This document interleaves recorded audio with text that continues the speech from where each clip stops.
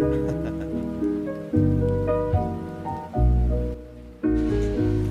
semua, kembali lagi di podcast Himaka D3 Administrasi Perkantoran episode 5. Jadi perkenalkan, namaku Putri Widiawati dan di samping saya. Oke, perkenalkan nama saya Abdul Fari, bisa dipanggil V. Jadi pada podcast kali ini kita akan membahas topik yang cukup menarik nih. Jadi judulnya itu mahasiswa kupu-kupu atau mahasiswa kura-kura. Jadi di dalam dunia perkuliahan itu banyak banget istilah kayak mahasiswa kupu-kupu, kuliah pulang, atau mahasiswa kura-kura, kuliah rapat. Atau biasa yang disebut dengan mahasiswa yang aktif banget sama organisasi.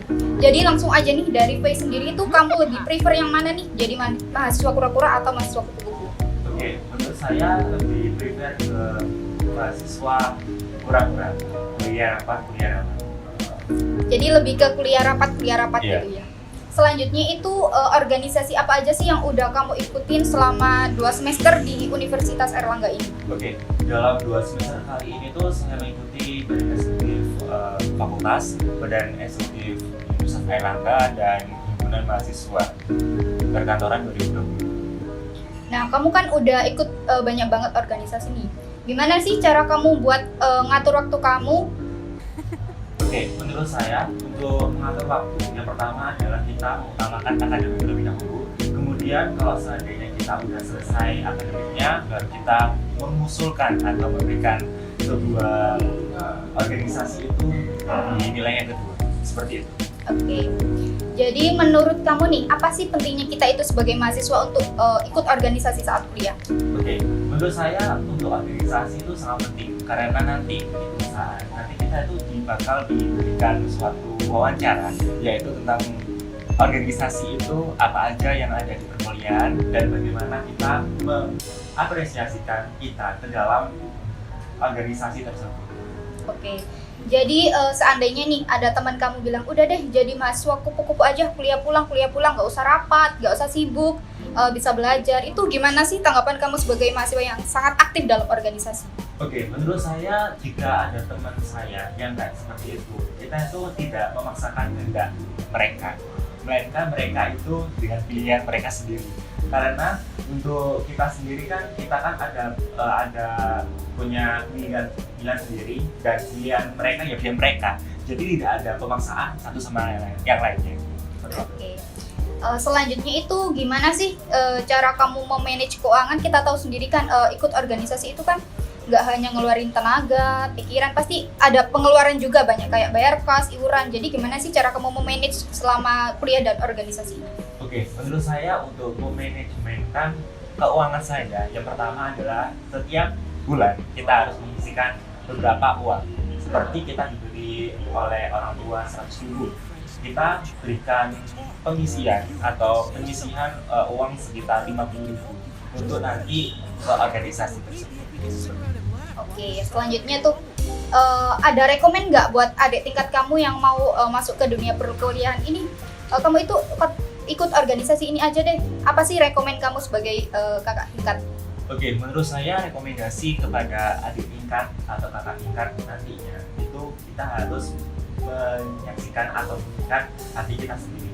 Jika hati kita sendiri itu akademik, ya berarti kita ke akademik. Terus apabila kita ke organisasi, berarti kita harus ke organisasi menurut kata hati kita sendiri. Seperti itu.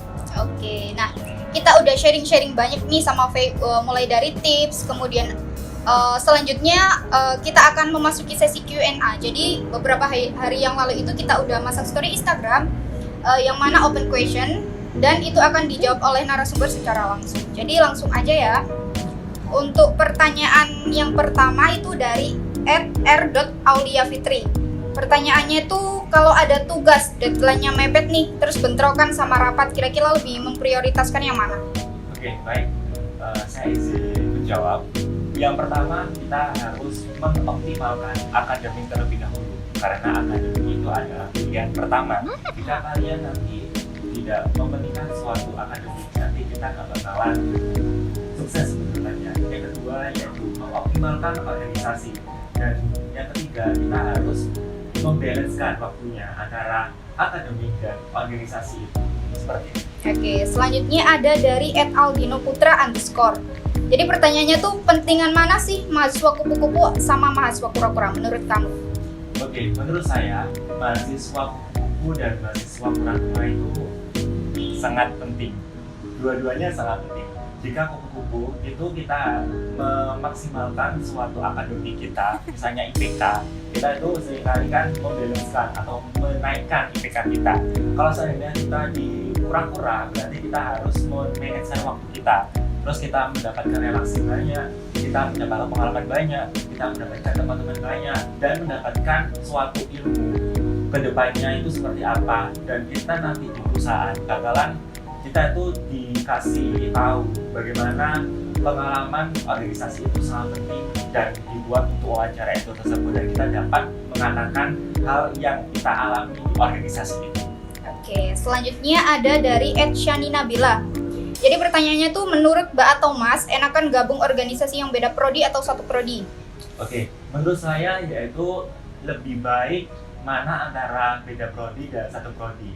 Ya, jawabannya adalah beda prodi. Karena nanti beda prodi itu kita harus merelaksasikan beberapa teman-teman di luaran prodi kita dan bisa memperkenalkan satu sama lainnya. Tetapi ada juga yang mementingkan satu prodi. Soalnya nanti satu prodi itu kita bakalan sharing-sharing bersama satu prodi tersebut dan bisa mengoptimalkan suatu program kerja yang lebih optimal seperti itu. Oke, selanjutnya ada dari Safira Pertiwi. Nah, kamu itu kan termasuk mahasiswa kura-kura ya? Apa sih keuntungan jadi mahasiswa kura-kura itu? Oke, keuntungan dari mahasiswa kura-kura yang pertama yaitu mendapatkan relasi, yang kedua pengalaman, yang ketiga kita saling bertukar pikiran satu sama lain dan memecahkan suatu permasalahan, seperti kita mengadakan suatu proker. Jika proker tersebut ada permasalahan, kita harus saling berdiskusi dan memecahkan suatu permasalahan tersebut dan bisa membanggakan suatu organisasi itu, seperti itu. Oke, selanjutnya ada dari Zamharil Akmar _ Pertanyaannya itu, apa benar mengikuti kegiatan organisasi bisa mudah diterima di perusahaan? Oke, menurut saya yaitu wawancara di perusahaan itu sangat penting dan berkaitan tentang perusahaan, tentang organisasi. Karena apa? Karena kita dinilai dari soft skill kita, yaitu tentang organisasi, tentang kita berdiskusi, bertukar pikiran, mendapatkan suatu relasi, dan mendapatkan apa yang kita dapatkan di organisasi tersebut dan diimplementasikan kepada perusahaan. Seperti itu. Oke, selanjutnya ada dari Ed Shivara. Kalau memilih jadi ketua itu, kamu lebih milih ketua Hima atau BEM? Oke, menurut saya, ketua Hima dan ketua BEM itu sama-sama mempunyai tanggung jawab yang lebih. Jika saya diamanai di ketua BEM ataupun ketua Hima, berarti kita harus bertanggung jawab lebih di dalam hal tersebut. Dan saya prefer kemana? Sesuai dengan apa yang digendaki tentang saya sendiri, misalnya ada teman saya yang memberikan suatu saran ke kepala BEM atau ketua BEM atau ketua Hima, ya saya menerimanya dan saya memberikan suatu saran atau kritik seperti itu.